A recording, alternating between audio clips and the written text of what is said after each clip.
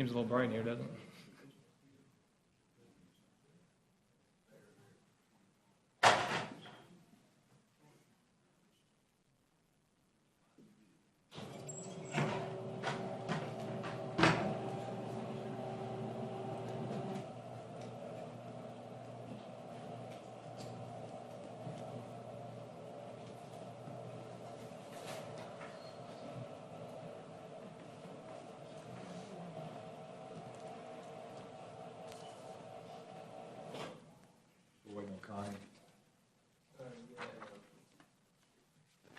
Yeah, Chris. Michael, there may be some other people out in the hall too. You just let them know they're more welcome to come into the audience.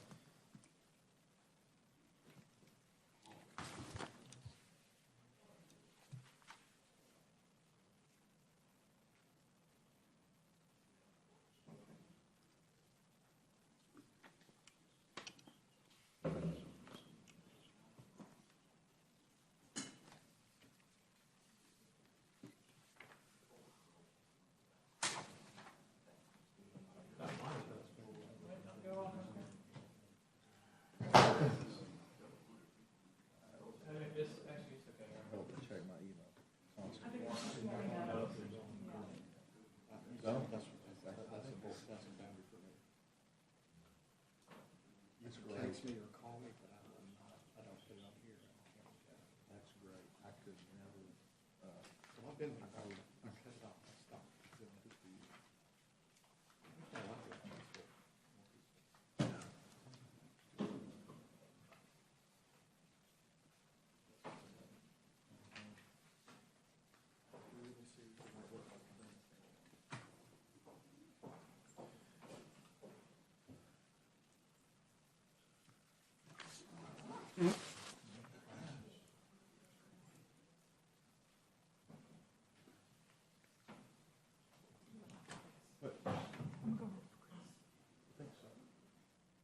He was in the pre-meeting with Heather when I walked out. Thank y'all for your patience. We're waiting on one more person, so we'll have a quorum, and then we'll start. Thank you.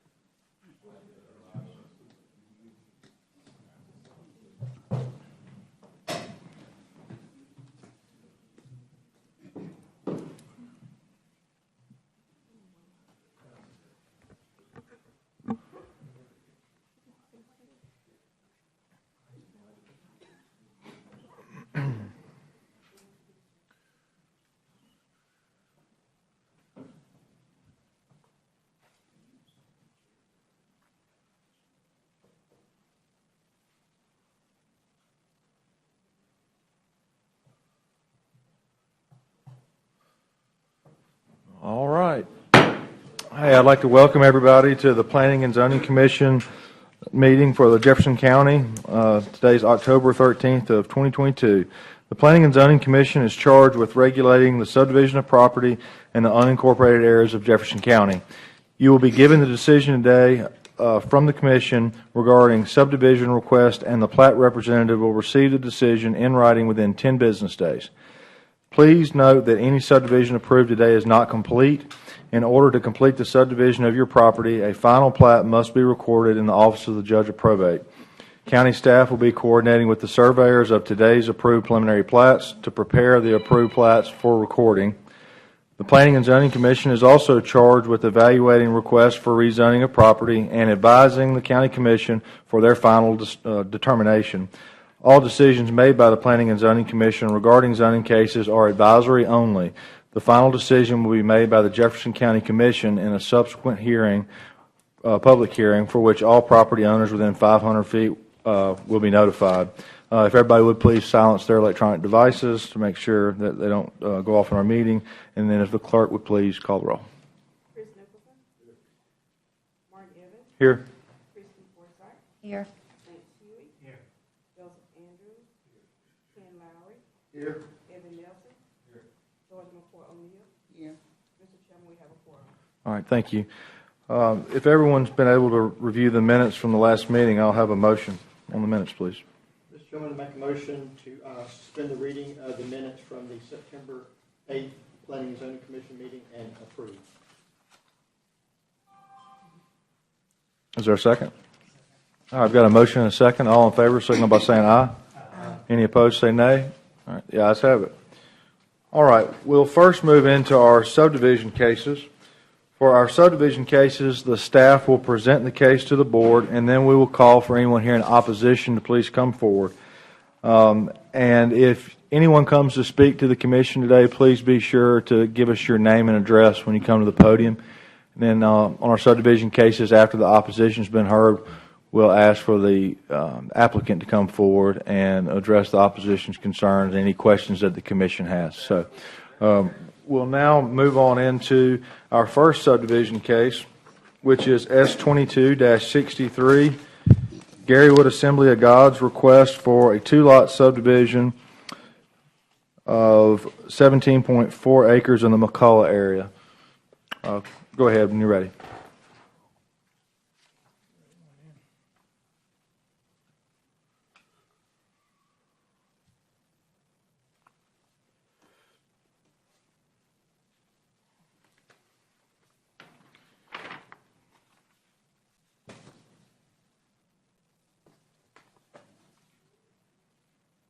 I think I have the wrong one on this presentation here.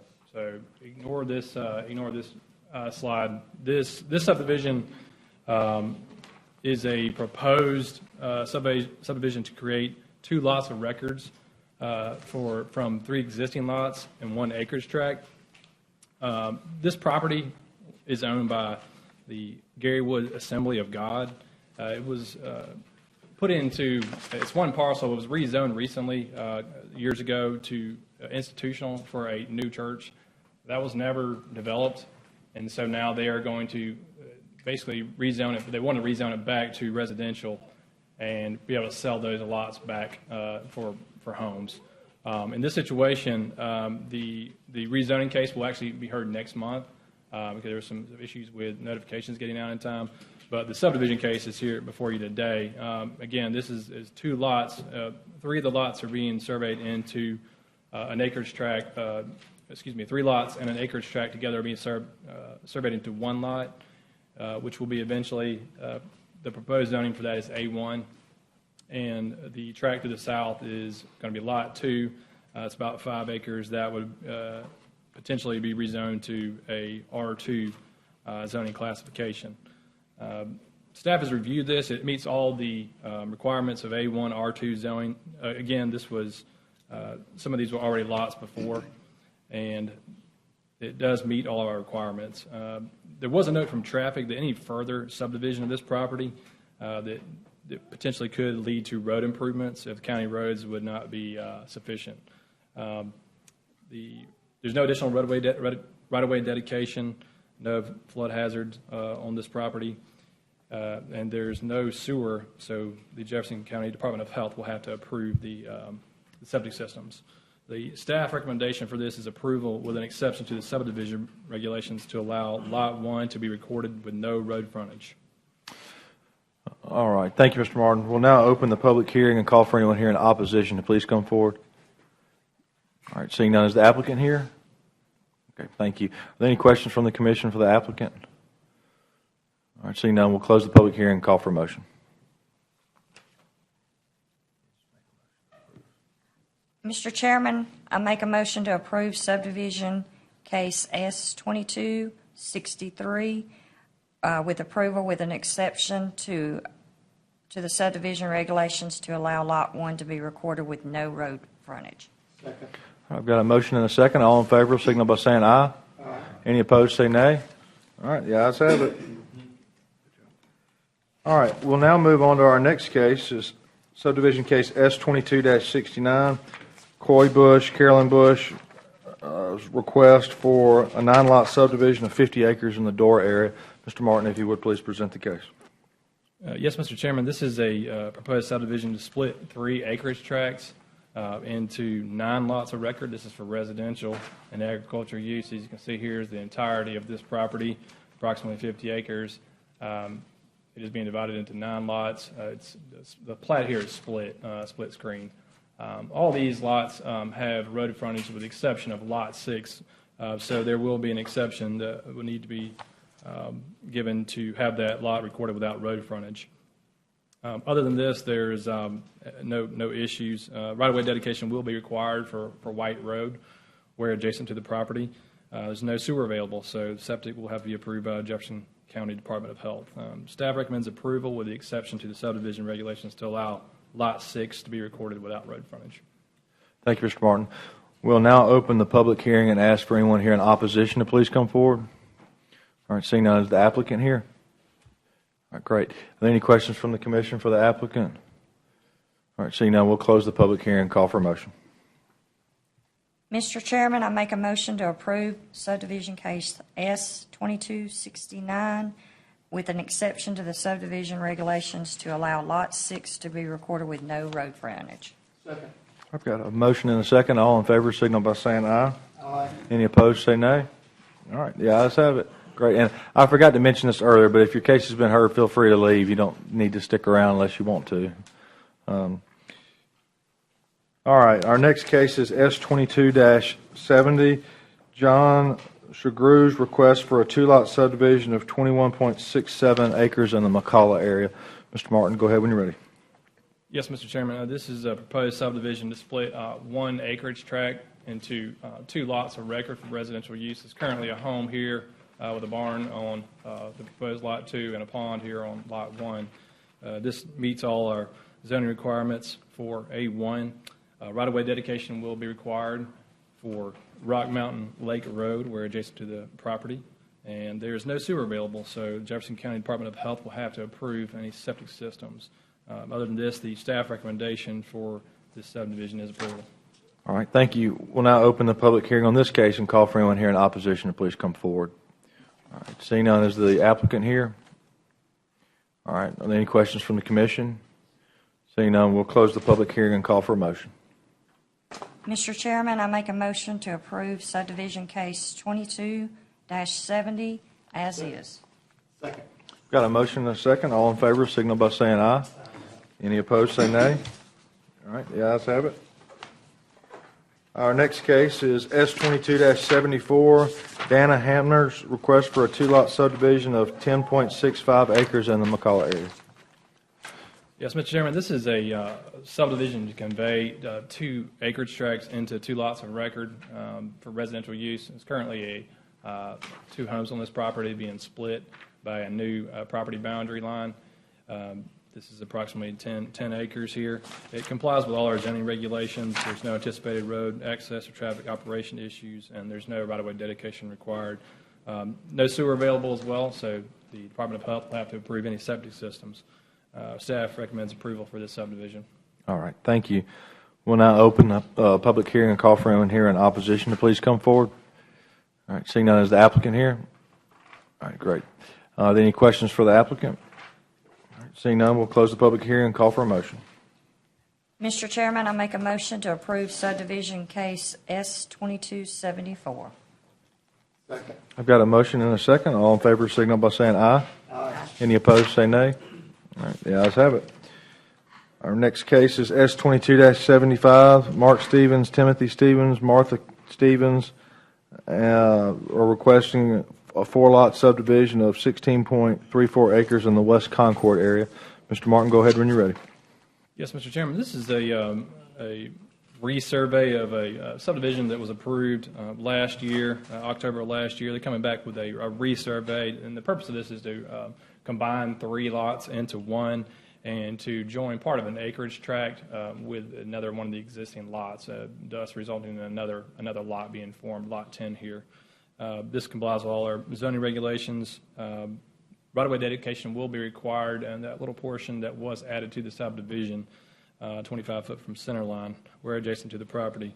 There's no sewer available, so the Department of Health will have to approve the septic systems. Staff does recommend approval for this resurvey. All right, thank you. We'll now open the public hearing and call for anyone here in opposition to please come forward. All right, seeing none, is the applicant here? Great. Are there any questions for the commission or from the commission? Seeing none, we'll close the public hearing and call for a motion. Mr. Chairman, I make a motion to approve subdivision case S22-75. I've got a motion and a second. All in favor, signal by saying aye. Any opposed, say nay. All right, the ayes have it. Okay, our next case is subdivision case S22-76. This is Harold and Peggy Proctor's request for a two-lot subdivision of 6.34 acres in the corner area. Yes, Mr. Chairman, this is a proposed subdivision to split one acreage tract into two lots of record for residential use. As you can see, there's an existing home out here. It will be parceled off to create one lot, and the remainder of the tract being the second lot. Complies with all our zoning regulations. Right-of-way dedication will be required from Mayfield Road where adjacent to the property. There's no sewer available, so the Department of Health will have to approve any septic systems. Staff does recommend approval for this two-lot subdivision. Thank you, Mr. Martin. We'll now open the public hearing on this case and call for anyone here in opposition to please come forward. Seeing none, is the applicant here? All right, are there any questions from the commission or any discussion? All right, then we'll close the public hearing and call for a motion. Mr. Chairman, I make a motion to approve subdivision case S22-76. Got a motion and a second. All in favor signal by saying aye. Aye. Any opposed, say nay. All right. You guys have it. Our next case is S22-77. This is Chris Bridges and Stephanie Bridges and Tommy Copeland's request for a three-lot subdivision of 6.35 acres in the Morris area. Mr. Martin, go ahead when you're ready. Yes, this is a subdivision to split two acreage tracts into three lots of record for residential use. It does comply with our A1 zoning. There was a portion of this lot here that is the lot 3. Is that lot 3? I can't see. Lot 1, excuse me. That is actually undersized. It does not meet the 1 acre requirement from the county A1 zoning. However, it was already split de facto by this road. So in that situation, it's not creating a substandard lot. There's no anticipated road access or traffic operation issues here. Right-of-way dedication will be required for the Hague Rogers Cemetery Road, 25 foot from center line each side, where adjacent to the property. There's no sewer available, so again, septic will have to be approved by the Jefferson County Department of Health. Staff does recommend approval for this subdivision. Thank you. We'll now open the public hearing and ask for anyone here in opposition to please come forward. Seeing none, is the applicant here? All right, thank you. Are there any questions from the commission? Seeing none, we'll close the public hearing and call for a motion. Mr. Chairman, I make a motion to approve subdivision case S22-77. Got a motion and a second. All in favor signal by saying aye. Aye. Any opposed, say nay. All right, the ayes have it. All right, we got three more subdivision cases. So our next case is S22-78. Ronald and Betty Jack's request for a two-lot subdivision of 4.97 acres in the Mount Olive area. This is a proposed subdivision to convey two acreage tracts into two lots of record for residential use. There is a portion of this property here that is part of the parent tract that has not been included in the subdivision. And a note was made to both the applicant and to that owner that this tract is a part of the original parent tract, and no permits will be issued until it's properly approved by the Planning and Zoning Commission and also recorded as a lot. So that is a note on this subdivision here. Other than that, the right-of-way dedication will be required for Brookside Road, 25 foot from center line where adjacent to property.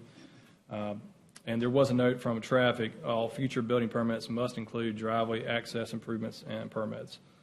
No sewer available, so the Department of Health will have to approve any on-site septic. Other than this, the staff does recommend approval for this subdivision. All right, thank you. We'll now open the public hearing and ask for anyone here in opposition to please come forward. Seeing none, is the applicant here? All right, thank you. Are there any questions from the commission? Then we'll close the public hearing and call for a motion. Mr. Chairman, I make a motion to approve subdivision case S22-78. Second. Got a motion and a second. All in favor signal by saying aye. Aye. Any opposed say nay. The ayes have it. Our next case is S22-79, estate of Sarah Skelton's request for a two-lot subdivision of 19.9 acres in the Trussville area. Yes, Mr. Chairman, this is a proposed subdivision to split one acreage tract into two lots of record for residential use here. This is owned by a family being sold to another family member for the purpose of building a new home. You can see there's an existing home out here already, and that's being parceled off into 3 acres, and the remaining 16.9 is Lot 2. This complies with all our zoning regulations. Right-of-way dedication will be required. Smith Sims Road, 25-foot from center line, where adjacent to the property. There's no sewer available, so again, the Department of Health will have to approve any septic systems. Staff does recommend approval for this subdivision. All right, thank you. We'll now open the public hearing and call for anyone here in opposition to please come forward. All right, seeing none, is the applicant here on this case? Great, thank you. Are there any questions from the commission? We'll close the public hearing and call for a motion. Mr. Chairman, I make a motion to approve subdivision case S22-79. Second. Got a motion and a second. All in favor signal by saying aye. Any opposed say nay. All right, the ayes have it. All right, our last subdivision case is S22-80. This is Shelby Musgrove's request for a 58-lot subdivision of 66.25 acres in the Morris area. Yes, Mr. Chairman, as you mentioned, this is a 58-lot subdivision for single-family residence development here that's being proposed. County Commission on September 8th did approve a portion of the subject property to be rezoned from A1 to R1 for this development. It does comply with all our regulations. There is a note from traffic. The cul-de-sac radio may be reduced to 50 feet, and the driveway access to Bob Glen Road will not be permitted. Right-of-way dedication will be required for Bob Glen Road, where adjacent to the property. There is floodplain on this property, however, it is being housed within the conservation lot, which is marked for not for development here. There's no sewer available, and it will be up to the Department of Health to approve any septic systems on this site. The staff does recommend approval for this subdivision. Thank you. We'll now open the public hearing and call for anyone here in opposition to this case to please come forward. All right. Any questions from the commission? Yes, sir. Come on forward.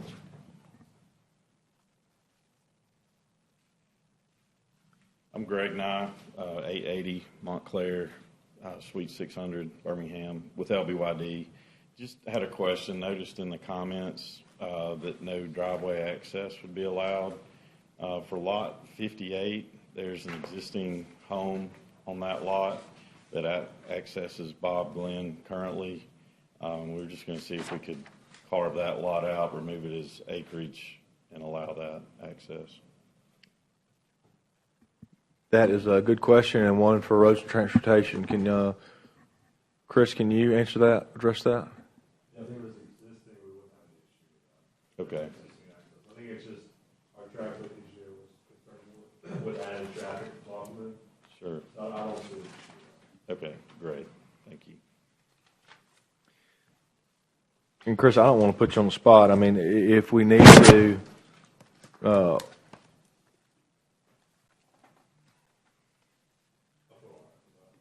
you feel okay about it? Great. Okay. All right. I'm good. I mean, that would be my preference, but I didn't want to put you on the spot in case you need to look further into it. Okay.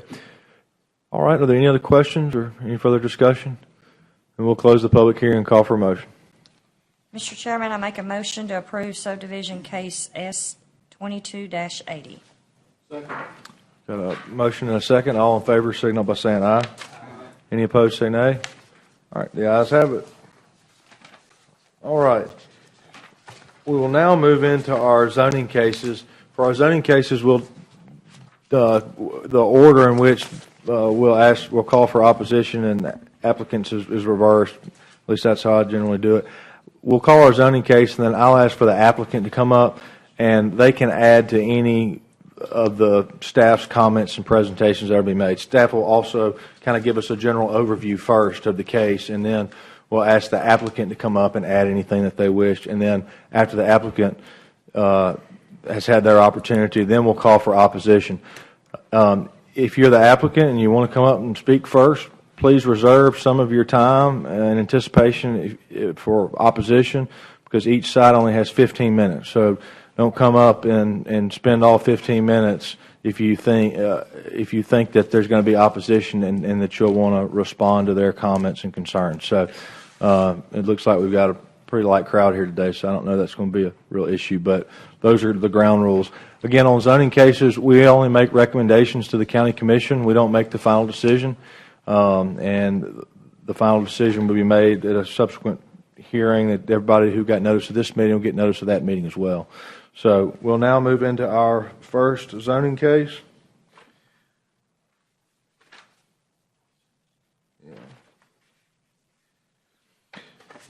Which is Z22-46. Fabiola Gyron's request for a change of zoning to I-1 from C1 of 2.5 acres in the Pinson area. Mr. Brown, if you would go ahead and please present the case. Yes, sir. So this is proposed as a roof truss fabrication business. As you mentioned, the address is 4100 Pinson Boulevard in the Pinson area. And so on the aerial, you have the subject property, which shows you the red hash marked area is the floodway, and the area in blue is the floodplain. So this property is pretty much wholly within either the floodplain or the floodway. And no structures would be allowed. This is the county's future land use map, which shows you the properties designated medium to high density residential, and all of the surrounding properties are also designated medium to high density residential. This proposal is not, by the way, consistent with the county's long-range land use plan. So here you have the existing land use map, which shows you that there's low-density residential uses to the north and to the south, also to the northwest. There are commercial uses across Centerpoint Parkway. In that red area, this is actually a used car lot. The subject property was previously also a used car lot, but that's just currently vacant. Here's the county's current zoning map. It shows you the properties zoned commercial. That area to the south is actually in the city of Birmingham. To the north, the property zoned commercial. And across Centerpoint Parkway, where the used car lot is, that property is zoned industrial, but it predates the county's zoning ordinance as well as the county's future land use map. So although it has an industrial district, it's not an industrial use. In fact, nothing in the vicinity of the subject property is an industrial use. This was submitted by the applicant here, just a map of the property in the area. And essentially to the north, to the south, again, those properties are vacant. Across the street is a vacant property. Behind this property to the west, that property is on R2 single family, and there are single family uses there. Next to that vacant lot across the street, on both sides of the adjoining right of way, both of those lots have single family uses on them. So staff's recommendation is the development proposal is not consistent, again, with the county's long-range future land use plan of medium to high-density residential. The property is not consistent with the county's floodplain policies. POLAs, okay, I can fix that. A map amendment to the industrial category would be required, and the staff is recommending denial. That's all I have, Mr. Chairman. Thank you. All right, thank you, Mr. Brown. We'll now open the public hearing and ask the applicant to come forward at this time if they wish to do so. If they want to add anything, you're more than welcome to. Please state your name and address for us, too. Okay, my name is Marjorie Marquez. I'm the applicant's sister, and I'm the owner of the construction company that we're trying to do this. The reason that we wanted to do it is because right now we're renting a place. We're paying $2,500 monthly, and we have this open land that we're not doing anything. We used to have a car lot, but we had problems with people breaking in. They broke in, they stole Cadillac converters of our vehicles, so we had to move from there and bought a new place for our car dealership. And right now, this lot, we're not doing anything on that land. we know it's in a flood zone, and we can do anything that you guys asked us to do in able to do this project. If we have to follow any rules, I got pictures of here how the other land looks. We got tables to put our materials. There is nothing going to be on the ground. We're trying to build a pole barn. It doesn't have walls or nothing. If something happens, if it rains, the water will go through it. And the tables, they're high up, and everything is going to be on the table, nothing on the ground. Okay. Ms. Marquez, I don't know that we got your address. It's my address is 1326 Sun Hill Road, All right. And what's the zip code? 35215. Okay. Thank you. All right. Thank you. We'll, if you have anything else to say, you're more than welcome to. If not, we'll call for opposition, and then there may be some questions from the commission after that for you, okay? Thank you very much. Is there anyone here in opposition to this case? All right. Seeing none, are there any questions from the commission, or is there any discussion?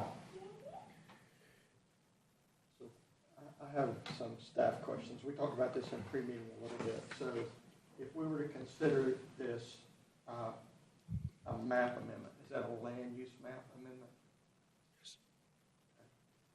What's involved with that? It pretty much acts the same as a rezoning, except you're not amending the zoning map, you're amending the land use map. And you have to be consistent. It can't be something out of character with the surrounding area. And again, there are no industrial uses surrounding this property.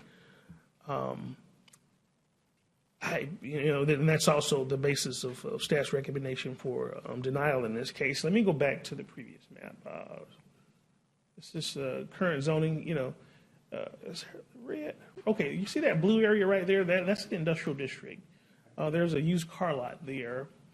But this area, again, it predates the zoning map and the long-range land use plan. What probably needs to happen is, like other parts of the county, the land use map needs to be updated to reflect current uses. Unfortunately, in this case, if you're looking at the existing land use map, there are no industrial uses anywhere in the vicinity of this property.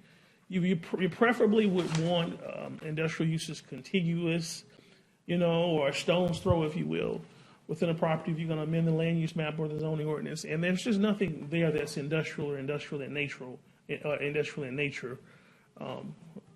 this area. So I just don't see the basis for approval here. We talked about the old Springville case where, it was previously a house and they were rezoning to a commercial district.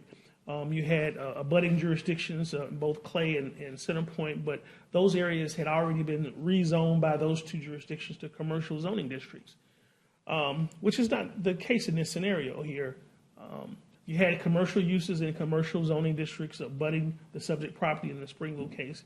You don't have industrial uses in industrial districts, nowhere in the vicinity of this subject property. So.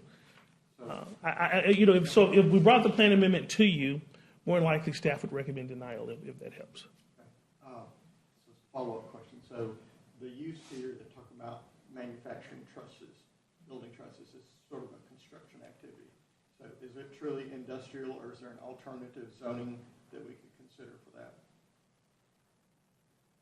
It's like a manufacturing assembly use, which solely falls within not a commercial district but an industrial district. Considering the nature of the business, I would say it's more of an industrial use than a commercial use. And Michael, do you defer? No, you're correct. Okay. Is there any chance they could go to variance board and get a variance to do it in commercial? That's really more of a legislative function, like the county commission. Thank you. Yeah. I'm sorry. A use variance in this case, how likely would that be? I don't know that the sparing of the Board of Zoning Adjustment is an appropriate act or an appropriate avenue for this particular use. We try to reserve that for when there's something that's temporary, when there's some quirk in the zoning ordinance, that sort of thing. It's not really meant to quasi rezone property. Yeah, I understand. And what I'm struggling with is that this is not a severely industrial application here. And the area, there's not a lot of use for the land in the area. A lot of it's not in use right now, or it's lots of car lots. So, I mean, it would probably be a good spot for it, but I'm trying to find, is there a way to do that? It would require a land use plan map amendment, which does involve public hearings or an extra public hearing. Our notification range would yeah, it'd probably be twice what we do for the zoning cases. With this being under the older land use plan, we could possibly tackle that within a couple of months. But And the last use variance that the zoning board of adjustment undertook was actually was it a funeral home or mortuary business within the cemetery district. So where else do funeral homes belong other than a cemetery district? Is the most they're not permitted in commercial zone districts, and so it was appropriate to approve it in the cemetery district in the case of that use variance. And with this being low density, medium to high density residential, and it's an industrial use, all the surrounding uses are commercial or residential. Again, it's just not appropriate. I would love to see something happen with this property. I just don't know that this use is the appropriate use for this property. Okay. Thank you for entertaining my discussion. That's all I have, Mr. Chairman. All right, thank you, Mr. Lauer. Are there any other questions from the commission or any discussion?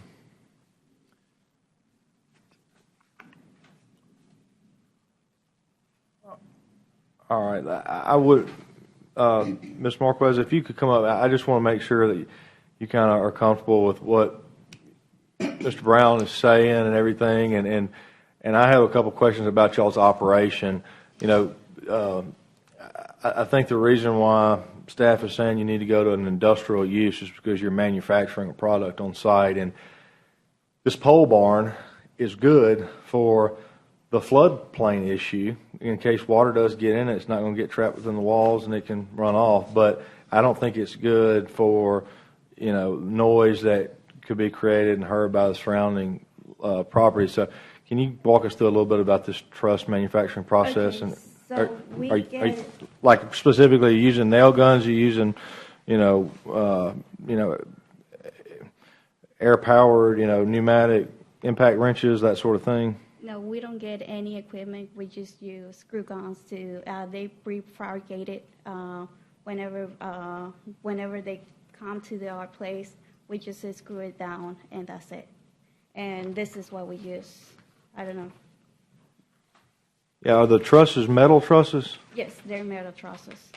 So you're just using handheld drills? Yes. What are y'all's hours of operation at y'all's current facility? We're from 8 to 6.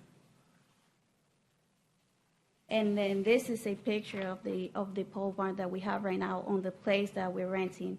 This is kind of how we wanted to do it. And it's with the same material that we work with. Yeah. I think Mr. Brown said it well. I mean, we would love for this piece of property to be put to a use. And I know that y'all tried a car lot there, and I'm sorry that didn't work out. That was more of a commercial use, and there's not as much noise created by it. And I think there's some concerns about compatibility with this in a primarily residential area. And so that's where I think staff is coming from. And, if you're drilling with impact drills outside and everything, I don't know that it's hard to not call that industrial, I guess. So, all right. Well, thank you. Appreciate it. All right. Is there any further discussion? All right. Seeing none, we'll close the public hearing and call for a motion. Mr. Chairman, I make a motion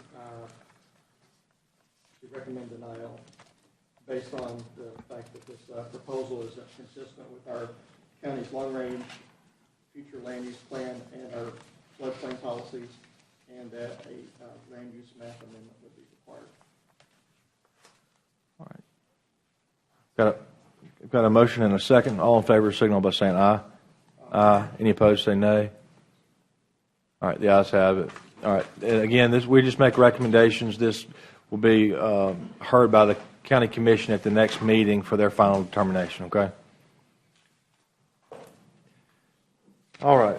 Our last case that we had today is zoning case Z22-49, Robert and Joan Moore's request for a change of zoning to RG for a 5-unit garden home subdivision in the Green Valley area.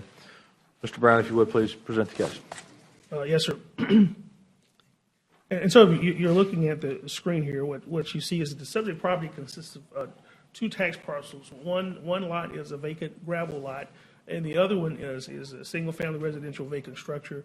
That structure is approximately 2,044 square feet, has 3 bedrooms, two baths, and again, it's vacant. I'm sorry. So here's the county's future land use map, which shows you that everything around the property, including the subject property, is designated single-family residential.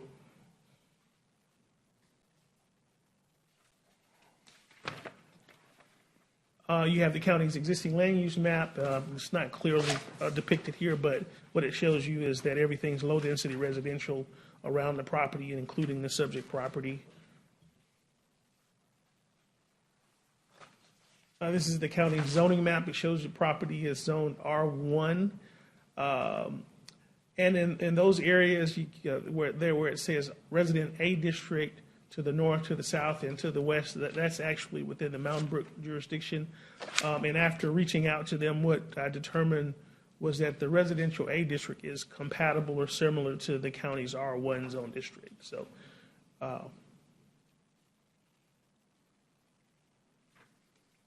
here is the applicant's site plan, which shows you 5 lots with a private drive in the middle. This is an elevation drawing of what's being proposed for that site, those 2 tax parcels. And here's the staff's recommendation. We're recommending denial, but specifically based upon density. There was a former KZ 1325 that approved this proposal, this rezoning from R1 to R1S or R2, but it was limited to 3 lots. In this case, the applicant is asking to go from R1 to RG for 5 lots.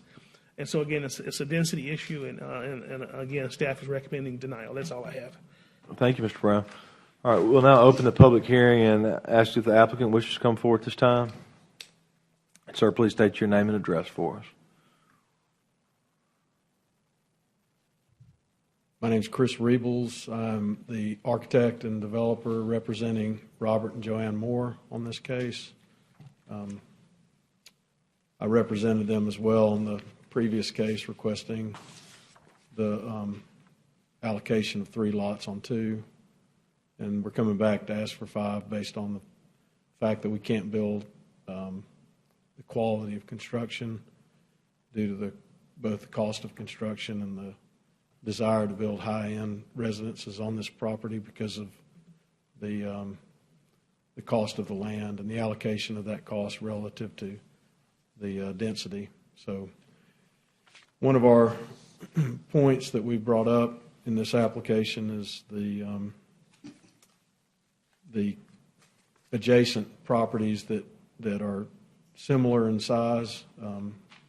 One of the properties that is in the county that's to the left off Green Valley is around, the largest lot's around 0.24 acres per lot. There's some that are under 0.2, and we're averaging 0.15.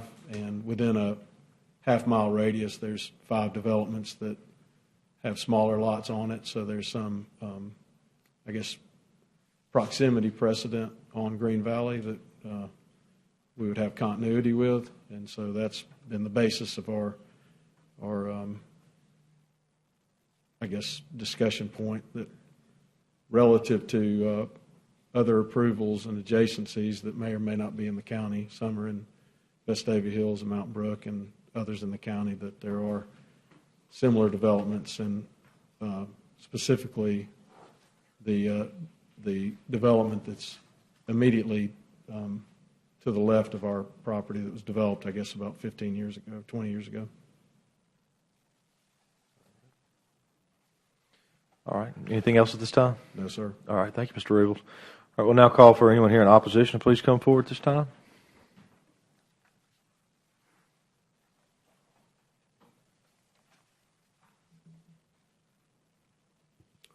Yes, my name is Mac Moore. My address is 4011 Knollwood Drive. And I'm here on behalf of the 31 neighbors who have signed on in opposition to this project. We submitted a written opposition earlier this week. 30 of those names are listed there with their addresses. And that's the first reason this should be denied, is because there is overwhelming neighborhood opposition to the project. The second reason, as Mr. Brown has already pointed out, this area, this parcel, is completely surrounded by R1 residential in all directions, 360 degrees. Those homes are 3,500, 4,000 square feet plus. They're 15 plus years old, primarily occupied by retirees. Home values 600,000 and plus. There's a small neighborhood association that tends to the plants and shrubs at the entranceway to the dead-end portion of Knollwood Drive that's located in the county. It's not Mayberry, but it's pretty close. And this is inconsistent with that current use and the surrounding R1 residential. And I think Mr. Brown has already pointed that out. The overwhelming opposition is understandable. You've got 5 garden homes on a 0.75 acre parcel, and there is no development within the notice zone or within a third of a mile that has a comparable density. Now, the applicant made reference to a couple of properties over in Vestavia. And without the map up there, it may be hard to, but to what I believe would be the east on Green Valley, you've got an intervening parcel of several blocks of Mountain Brook R1 that are in between the projects that the applicant relies upon. And that R1 zoning in Mountain Brook is not going to change anytime soon. We don't think those are comparables. One of them, what the applicant refers to as the Natchez Drive development, are actually single home residences, each with its own separate driveway to the street and a backyard. They did, I think, get some setback variances because they're pretty close together, but those homes are selling for $650 plus. The second parcel or use that the applicant relies upon to justify this density is actually some new rental home construction that's on a parcel that was previously zoned for apartments. There's a small little cluster over in Vestavia. Once you leapfrog Mountain Brook and get to Vestavia, you have this little apartment zone area, and that's what the applicant is relying upon. When I met with the Vestavia city clerk about those parcels, she looked at those and this proposed use and said that's comparing apples to oranges. There are other problems as well. Drainage, for example. And again, Mr. Brown, could we get that, whatever shows the waterworks property immediately to the rear of this subject parcel is, yes. Now, this is the applicant's site map, and they refer to it as a right-of-way. It's actually, the waterworks owns that property in fee simple. And underneath that property sits 3 pipelines that transport water from the Cahaba River pumping station to the Shades Mountain filter plant. And the waterworks has already, and I don't know, is this? Well, I'm just trying to highlight it. Hot button? Yes. Right here in this area, this lot 2 is Mr. Willingham's house, and he's here today along with Mr. Barrett, who owns lot 1 and the home there. But right in here, they've had some serious drainage issues that are causing sinkholes in this property here owned by Joanna Gottlieb, and she's one of our 31. And the waterworks folks have been out there constantly trying to fix that. And they hadn't fixed it yet. I don't know if we can tell, but this parcel, the subject parcel, slopes down to that waterworks property. And the drainage is going to come off in there. And I guarantee you, once they hear about this, they are not going to be happy. So drainage is a problem. You're looking at this parcel, which is almost completely hard surface. The whole thing. There are other issues. Parking is a problem. Do these 5 garden homes have garages? We can't tell from the materials they've submitted to the county. So are residents and visitors going to park on this narrow driveway here? The setback lines are obviously another problem. We don't have any dimensions that the applicant has provided. We don't believe, based on the represented size of these lots, that they comply with the more liberal RG setback lines. Another very significant problem is this driveway and its exit onto Green Valley Road. The former, I think it's S1 approval that was made, required a 275-foot sight line onto Green Valley. There's been no engineering submission by the applicant demonstrating that, and it's a good reason, because you can't do it. Right here is the knoll of Knollwood. That's what this area is named. And coming over that hill kind of crests right there. They're not going to be able to get a 275-foot sight line for that driveway onto Green Valley. As a matter of fact, it's kind of a neighborhood joke. The Mountain Brook Police, when it gets to the end of the month and they need a little revenue maybe, they park right there, and they get their quota pretty quickly. And it's because people are coming over that knoll, coming over that hill, where they're not going to be able to get a 275-foot sight line. Fire engines into this, I don't know how you get a fire truck if you've got residents and visitors parking on the street.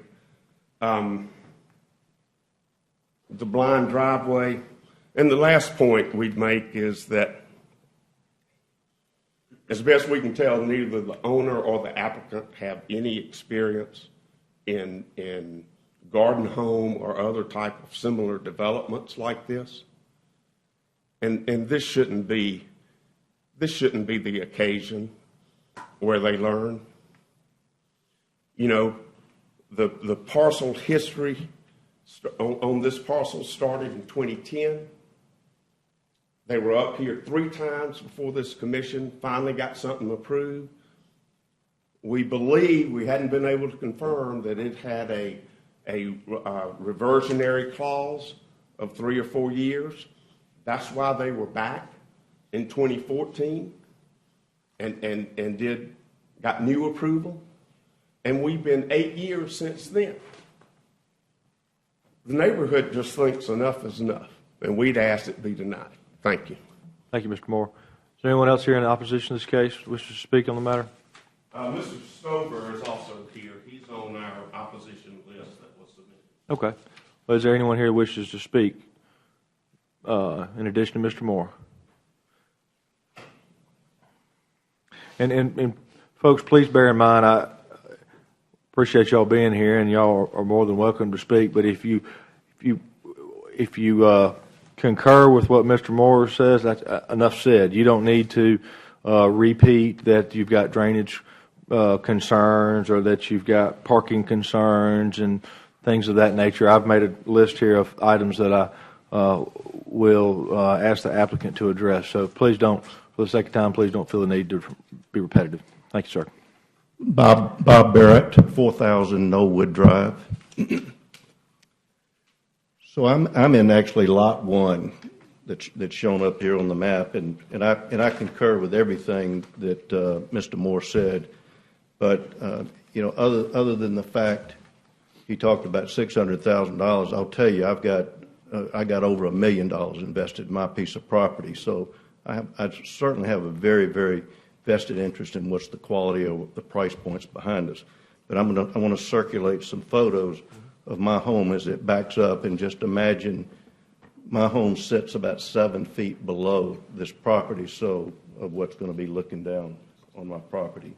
Okay. And I'm not going to belabor the point. I think there's a lot of neighbors who are very upset. So, all right, thank you. Thank you, Mr. Barrett.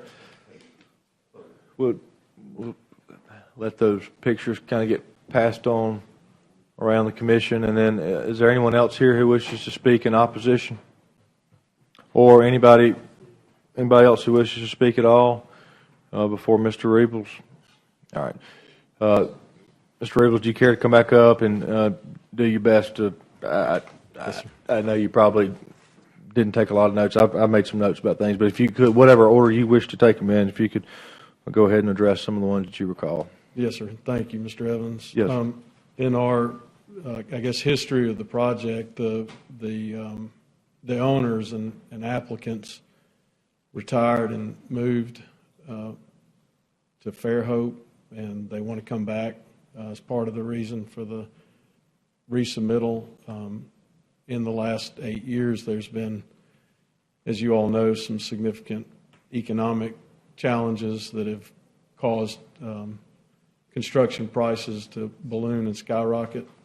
It's also caused land values to, in some equivalent manner, follow the trajectory. And to Mr. Barrett and Mr. Moore's point, there's no suggestion that these houses would be diminutive in value. In fact, right now it's gravel and a vacant home, and we're projecting sales over $1 million for each property. As far as the RG zoning, we're happy to be at R1. We just understand that based on the site, the scope and scale of the lots, that this is our requirement, that we would be happy to submit with the similar density at the suggestion or recommendation of the commission and the board, that is whatever is allowed relative to the densities that we need to achieve. And again, the hardship is just relative to the cost to accomplish something that's very high end and very nice. Relative to sight lines, I don't think anyone here, Mr. Moore or Barrett, would suggest that they are engineers, but we have had engineering, and we've submitted that previously, that does accommodate the requirements, and that is why we were approved previously for 3 lots. So our engineering, including stormwater management, would be both compliant with site and compliant with stormwater, giving us a zero runoff. In fact, part of the proposal is to address some of the challenges that not just our site, but adjacent sites submit. And as you know, we're not going to get approvals if we are creating a deleterious effect on the site. So that's something that we're mindful of. I think just to the point of density and value, the adjacent property that is represented by the opposition is similar. I mean, we have lots at 0.15 and they have lots that are 0.17. We're basically equivalent in size. And so, with all due respect, I think it's a bit, and I wish I could think of a better word, but it seems a bit hypocritical to push opposition on something that is basically the equivalent of the adjacent property, and the adjacencies relative to Vestavia and other developments on Green Valley are both similar and smaller. We have some, like on Christopher, that are true RG that have 0.1 on their site relative to the acreage, so 0.1 acres per lot. Each one of our homes that will be high-end and will have garage parking. We don't propose or suggest that anybody park on the street. Mr. Barrett referenced the fire trucks. What he didn't mention is that the adjacent property does not have the required 50-foot radius. We do for a fire truck that's requested, and so we are compliant with all of the county regulations and state regulations on ingress and egress for fire.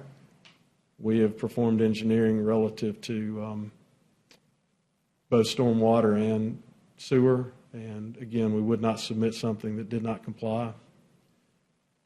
And the suggestion that I am unqualified on the development, I've developed well in excess of over $1 billion in my short career, and by some measure have been successful in different residential and commercial developments of varying scope and scale.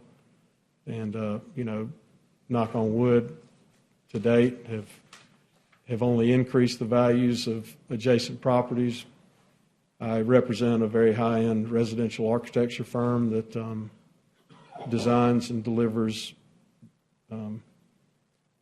reputable and awarded designs all over the country, and our commitment is to design something that is in keeping with what we as a firm submit and are committed to as a developer.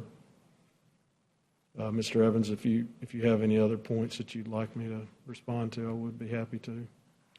I think you covered a lot of them, and I think that some of these things too, for instance, sightline, roads and transportation, it's really going to fall within their purview. And I think roads and transportation has looked at this, and that a number of trips are going to be created by these houses and site distance and stuff. They're not as concerned about that. I think there would be a lot of red ink and a lot of buzzers going off if that were the case. But, I think both you and the opposition done a good job going through a lot of each little individual concerns. But I think the real big thing that staff's got for us is a compatibility issue with surrounding land uses and density in this area.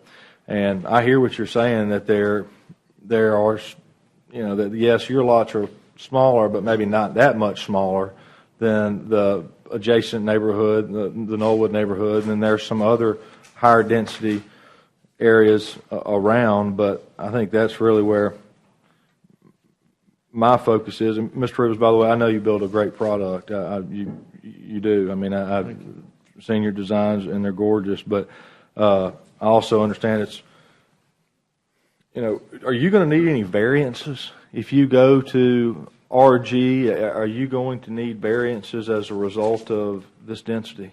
No, sir. No, sir. We have maintained 15, 7, and 5-foot setbacks on all the properties that are compliant with the zoning submitted. And I, just for the record, in years past, we've met with Mr. Barrett and Willingham and some of the other neighbors, and have in the past also submitted neighbors' approval and support of this, and we can go out and, I guess, bring in support and get a petition signed as well and support, because we have a lot of folks that are asking us to develop something and develop something well here, and we would be committed to that. And as I started to say, Mr. Barrett, Mr. Willingham, this is not trying to, I guess, create some sort of false narrative, but are wonderful people. It's never been an effort, and I don't think we've ever had any real personal disagreement. We want to be respectful of the neighborhood, and we love what they've created in the adjacent property. We're just saying we want to do something of a like caliber and quality and almost exact same density as what they have immediately to our east.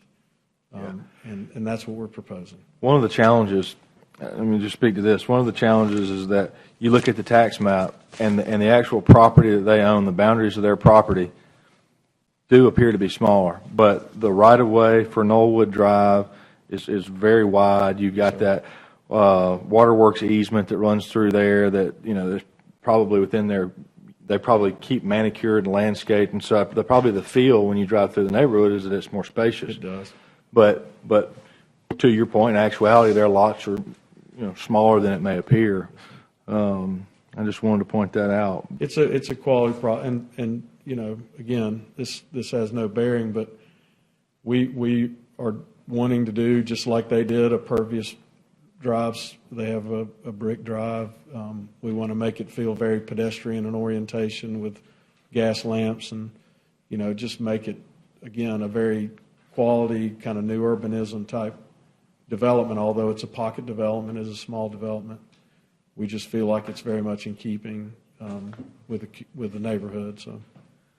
Let me ask you this. You said that land costs and everything are up, and I'm very attuned to what's going on in the housing market and construction costs myself. And, I mean, you said, though, that the people who own the property actually want to build one of these houses for themselves, right? Yes, sir. And so they already own the property. The land cost is already there.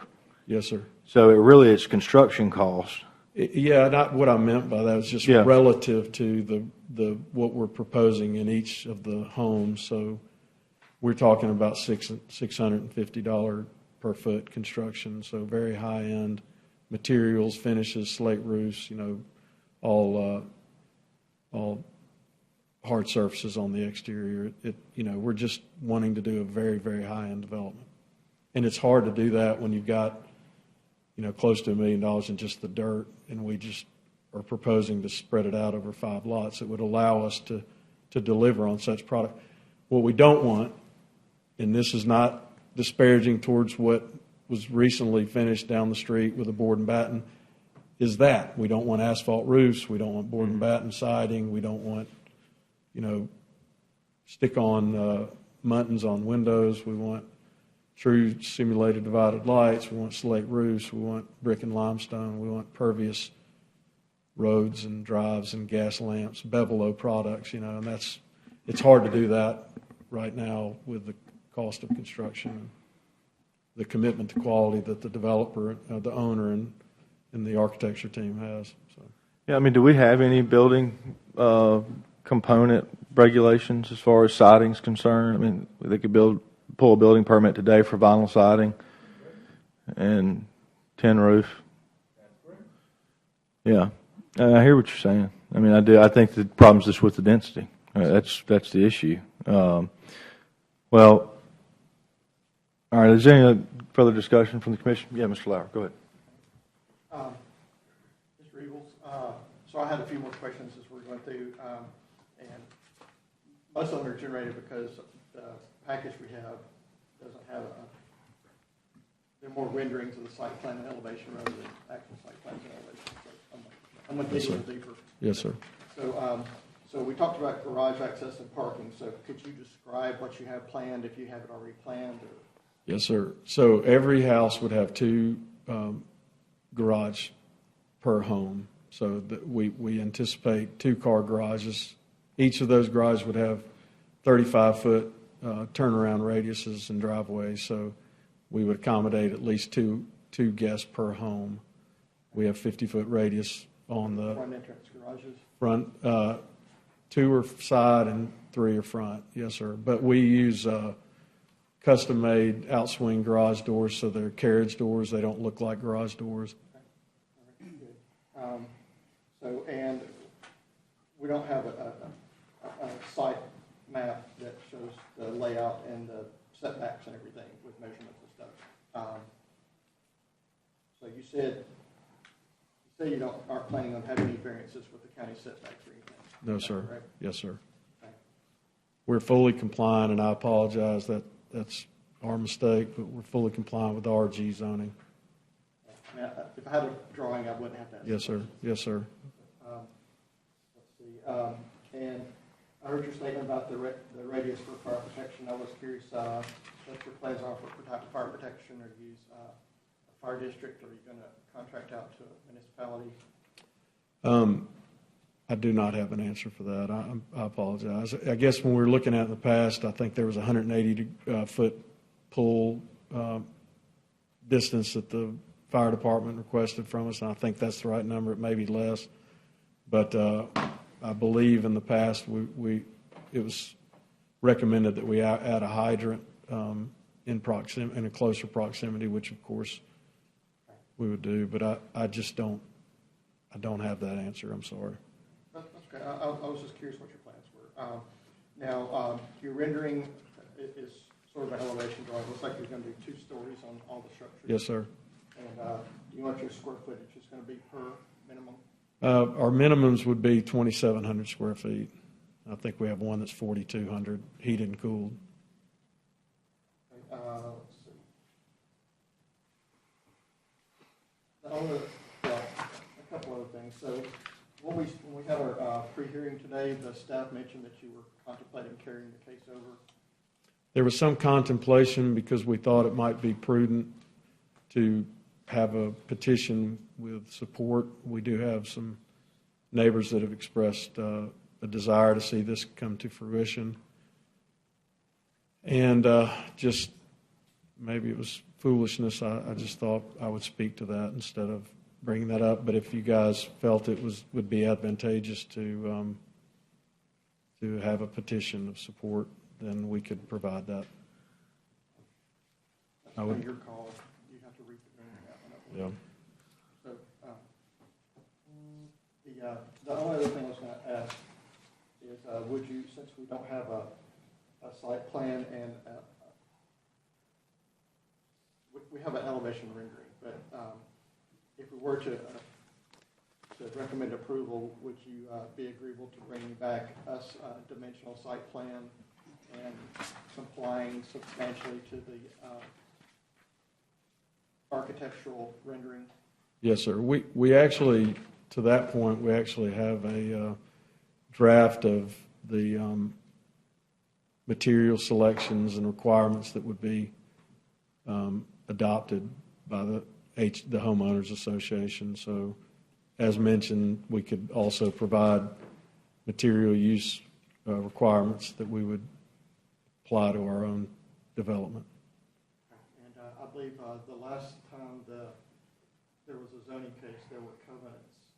And would you be willing to be bound by those? I've reviewed them. They're basically the same. Yes, sir. We would be bound by that. And all the representations you made today about the quality of construction. Yes, sir.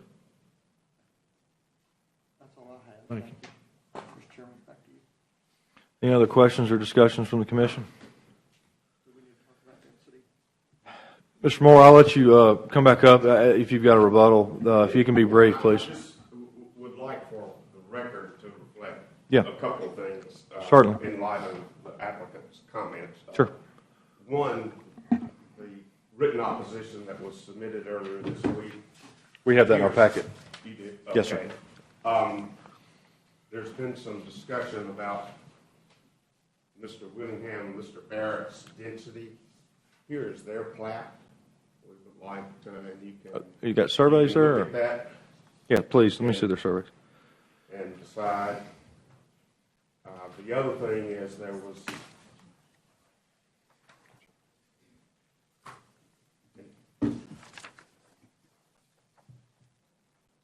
reference to the Knollwood Circle development, and there are 4 photos on 2 pages that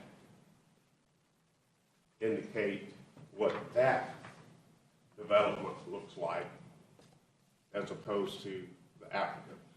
The final point, and Mr. Brown, if I could I get that site plans up, or site analysis? What, you know, Mr. Chairman, we asked for a copy of the applicant's materials, and there were things he said here today that we didn't see or have access to. Okay. Maybe it hadn't been submitted yet. We post them online. Michael's been very cooperative I'm sure he in has. giving us stuff, but some of those things were not provided to us as being in the file. So Okay. that led to our comments. Sure. Now, you'll note if you'll go back to that previously approved 3-home plat, it had a driveway coming in right here. Now, the applicant represents that they submitted an engineering analysis that shows a 275-foot sight line up over this node. But as far as we know, there's not one with this new 5-home proposal that has the driveway in the center of the parcel. So if there was anything previously submitted in relation to what was previously approved, it would be, I believe, for a driveway that is on the far eastern edge of the property, not in the center of the parcel. I understand. Just that one point. Sure. The driveway was always submitted in the center. I don't, there was never a suggestion of it being on the east. Okay. But that, I don't know that matters. All right. Let me, first of all, I don't mean to put roads on the spot again, but can y'all weigh in at all? I mean, if the driveway was in the center as opposed to on the east side, do y'all need additional time to review?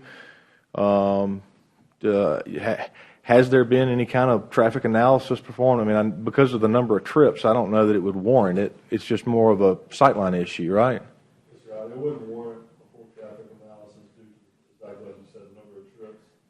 Now, since this is just a rezoning, I don't think the Roads and Transit has given it a full review.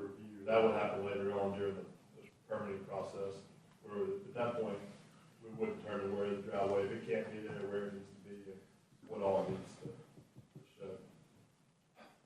All right, let me just go ahead. But it's not a critical flaw, right? There's ability to place the driveway with the proper site distance, correct?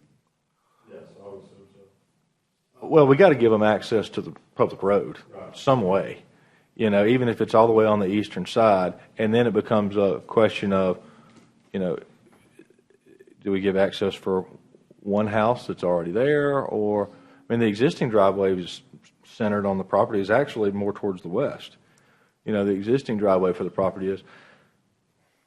But let me ask y'all this. I mean, y'all done a good job fleshing out all the issues. It sounds like y'all have talked before. Is it worthwhile y'all talking some more? Because here's the way I see it. You know, yeah, I wouldn't want somebody putting a lot of density right behind me. But would I want somebody building one of your products right behind me? Yeah. there could be, I mean, that would be a great thing for me. Now, because especially when there's, there's a much lesser standard of house that could go there as a matter of right. In the pre-meeting, staff indicated that you just got to bring construction drawings down here and you get 3 houses. And so, there may be some common ground there, and I'm not trying to, play judge and say y'all go mediate. I'm not going to try this thing. I mean, but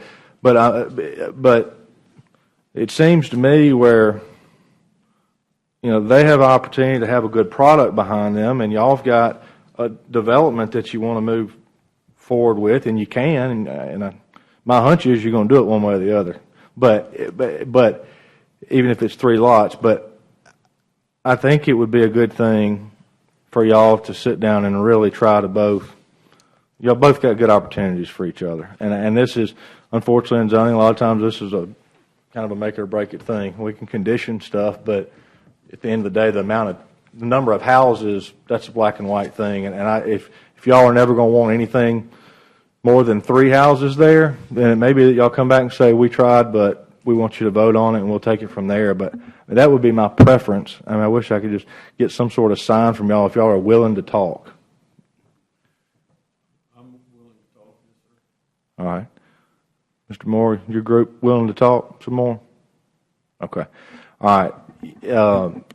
If that's the case, I think we would entertain a motion to carry this case over. And I don't want to go put y'all to a bunch of expense and go on a witch hunt. I'm not trying to get y'all to do that. And so speak up if you don't think meeting will be worthwhile. I'm not trying to make you do that, but I sit here and look at it and think there could be a good opportunity for both of y'all. So if you would like to request I think I like them a lot more than they like me, so you got to decide. All right. Well, Mr. Moore, do you think your group is willing to meet and try to come to some common ground? I think talking is always a good idea. And maybe nothing can be worked out, but I don't know that anything has occurred to date on this 5 garden zone block. Yeah, and it dawns on me, Mr. Ribble, I'm not trying to put a bunch of work to you, but I think a site plan with some general landscaping plans and I'm not saying full construction drawings, but something to kind of give them a better visual of exactly what you're putting out there and what exact impact they're going to have, I think will help answer some questions. And I know you don't want to go through costs because you don't know whether you're going to get approved or not, and it takes a lot of time to put those materials together. But I'm afraid in this case, it's probably something you're going to need to do. So there were a few more drawings. I think we're limited to 5, but I mean, again, just for the record, I'm happy to meet and happy to try to find a common ground, and I appreciate the opportunity. Yeah, Mr. Lauer, go ahead. Mr. Moore, so just I'd like to be a little bit more direct, which is not really my style. But so do y'all feel y'all are negotiable working with Mr. Rebels, or are y'all set on not? So I mean, he's talking 5. It's already approved for 3. Do you think y'all? I mean, talking's talking, but you can just talk and nothing happen. And so you follow my directness. Always open to discussion. To talk. I think 5 that's going to be tough. Yeah. 5 will be tough, but we've already got 3 there. So, yeah, and I've seen the applicants work online. A very talented single-family residence architect.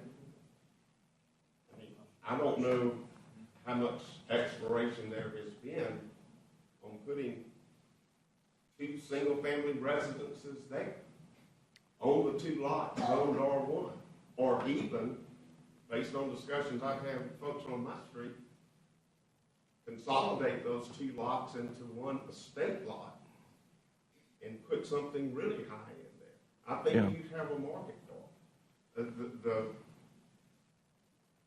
One of the last persons that moved into Knollwood Drive was from Mountain Brook and wanted to get out of Mountain Brook, but wanted to be close in proximity.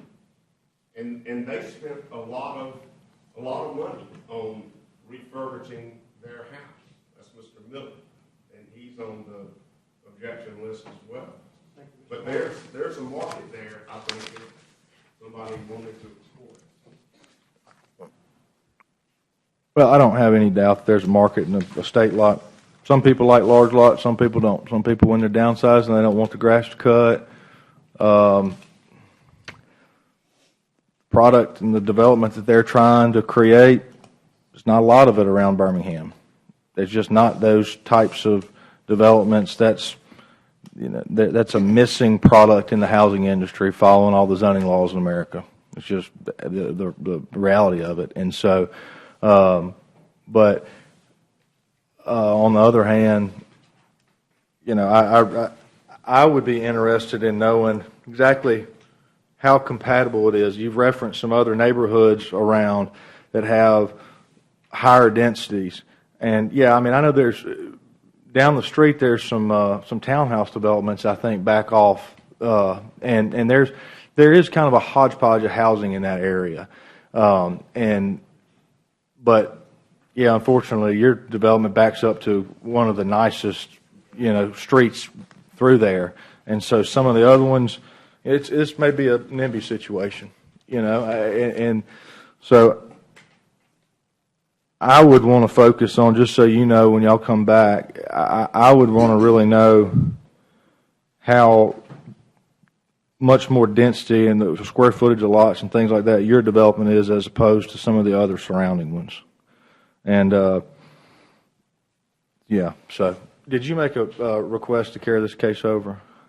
No, sir, but we can make a formal request to carry this case with you guys now, if that's appropriate. Okay, all right. And is there a motion to accept the applicant's request to carry this case over? Can I ask him a follow-up question? Certainly. So are you committing to meet with the opposition and work on a resolution prior to hearing this again? Yes, sir. Is a month enough time? I mean, we're eager, and we haven't been in the past. And I will say, and I know we've gone well past our 15 minutes, 2 seconds. We did research this with one large house. We spent 6 months designing it and doing some investigative and construction costing. We looked at it with 2. We looked at it with 3. There was 2 houses previously. We just cannot make the numbers work. So we came up with 5. I can tell you right now, and maybe we can do this today. I'm not sure. I know everybody wants to move on. But we can do it with 4. But that is our bare minimum. We could talk, go off-site, we get a nod and just push it to a vote, or we could leave and do this like we probably need to in a more formal manner. But 4 is our absolute break point on it, and we've done a lot of costing on it. So if we wanted to talk on that, or if they just want to go off site, we can do it and come back in a month. It's up to you guys. I think that the opposition probably got a little better idea of exactly what you're trying to do today, and they can go home and think about it, and y'all get together, and maybe y'all can maybe there'll be fewer issues at the next meeting that we need to consider. But I would, I'll go ahead. The motion. I have one more question. Okay. So if we're going to have this at the November meeting, when does he have to have materials back in? 2 weeks from today? Yes. Can you make that? The next meeting is November 10th. So by the end of October 31st. So you guys can meet, you can have site planning within 2 weeks. All right. I'll make a motion to carry over the case as requested by the applicant. Second. Got a motion and a second. All in favor signal by saying aye. Aye. Any opposed say nay. All right, the ayes have it. All right. Thank you all very much. Appreciate it. And that concludes our meeting, so we are adjourned.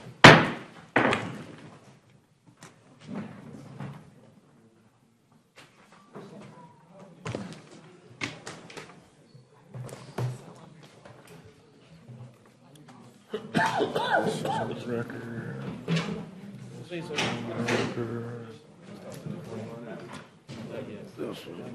Trying to get my jumper right out.